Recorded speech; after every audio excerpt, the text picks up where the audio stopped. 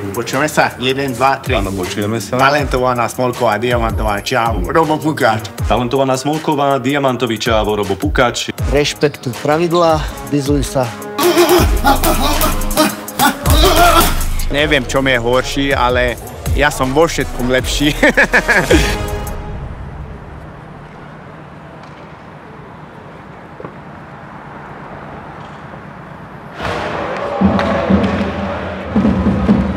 Máme tu špeciálnu atrakciu na dnešný večer a to je aktivita Ukáž Picák. Tak pozrite sa, ako sa ukazujú picáky, Octagon, zápasníci, František Ponor, Robo Pukáč. Milí ľudia sa dojdú, usmievajú sa, čiže dobrá energia, veľmi dobré.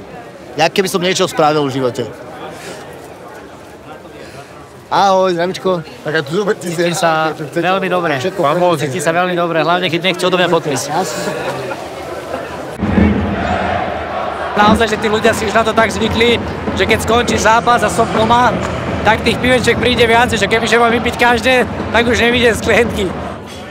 Akože dobre, mne sa ľúbia celkovo, mám rád akože športové podujatia, že také, keď je veľa divákov, tá atmosféra, že ja mám rád akože šport všeobecne, takže ja sa tu cítim fajn.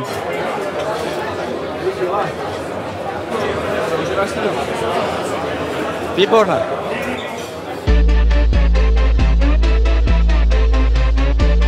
Nie som 100%, z posledného zápasu som bol psychicky piči. Našiel som svoje miesto, lebo toto všetko mám v sebe. Dostal som možnosť teraz bojovať v Bratislave. Oveľa lepšie sa cítim takto, že už mám nejaký cieľ teraz. Buky versus Náfuka. Buky už som trénoval predtým dlhú dobu, Náfuka tu bol na pár tréningoch, šikovný chalaň. Je tu nebezpečné, lebo všade tu lítajú tvrdé údery, musíme sa uhýbať. Ja si myslím, že Náfuka, že celkom taký komplexný fighter, veľmi šikovný je na zemi, jeho wrestling je silný a ja si myslím, že on je veľmi silný v zápasení, vie veľmi dobre udržať na zemi a mal už kvalitné zápasy na to, že je veľmi mladý. Neviem, čo mi je horší, ale ja som vo všetkom lepší. Ale ja si myslím, že tie zápasy, čo mám za sebou, to mám vo mne a s tým môžem poraziť môjho súpera.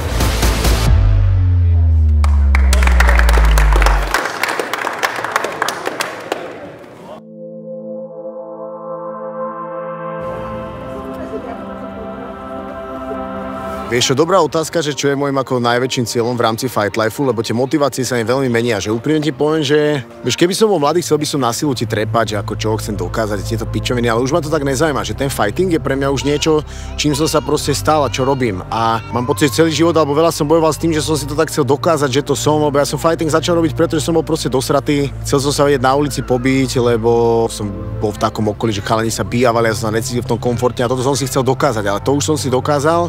Jak je to parádne byť fighter a že som to vlastne vždycky v sebe mal, len som si to nevedel keby uvedomiť a teraz si to tak uvedomujem. A hrozne som sa zžil s tou rolou a s tou úlohou a teraz je taký môj veľký cieľ. Ja by som si chcel vytvoriť takú partiu okolo seba, aby som s nimi trénoval. Proste ja viem, že s Ferom trénujeme dobré veci, máme na to dobré náhľady.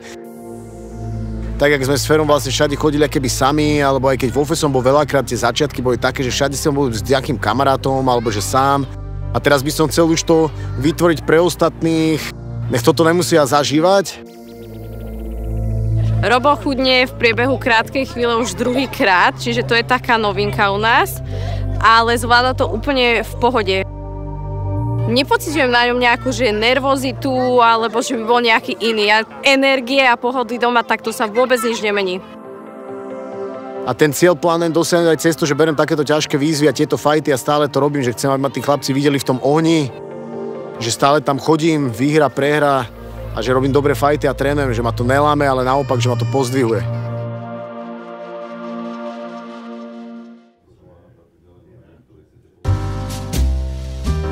Opýtam sa ťa možno ešte na Ronnieho s Kateom a či ešte stále poškoluješ po tom opasku, no. Aj to sa ťa opýtam potom.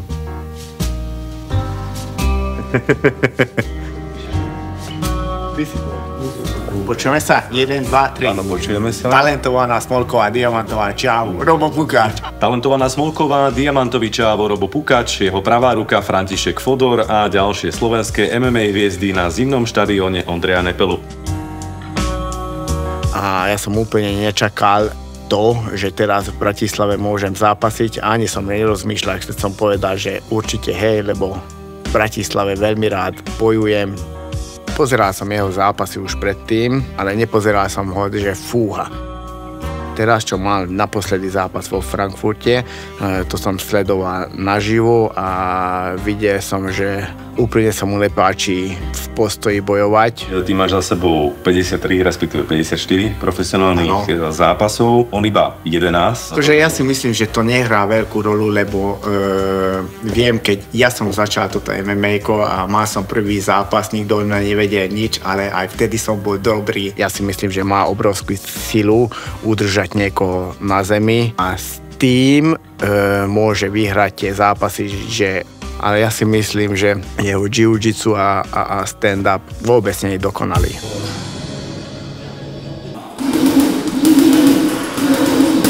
Rešpektuj pravidlá, vyzuj sa, prezuj sa, vyzuj sa.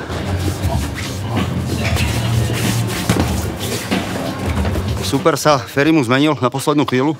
Neviem, či je to výhoda, nevýhoda, to ukáže čas. Zmenil sa mi súper na takmer poslednú chvíľu, 2 týždne pred zápasom. Čo na to hovorím, tak je to vec, ktorá sa v športe môže stať. Mám viac než adekvátnu náhradu a veľmi sa teším, že som dostal úplne mega náhradu a bude to európska trieda na zápas, si myslím. A chcel by som ukázať svoje kvality a ukázať sa proti takémuto súperovi. Jeho meno je Damian Lapillus. Ready? Možno, hop.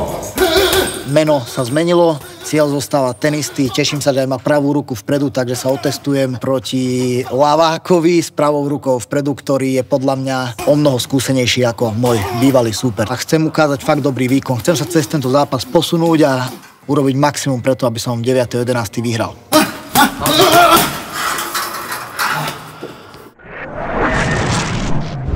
Lístky v prodeji na Ticketportál.sk.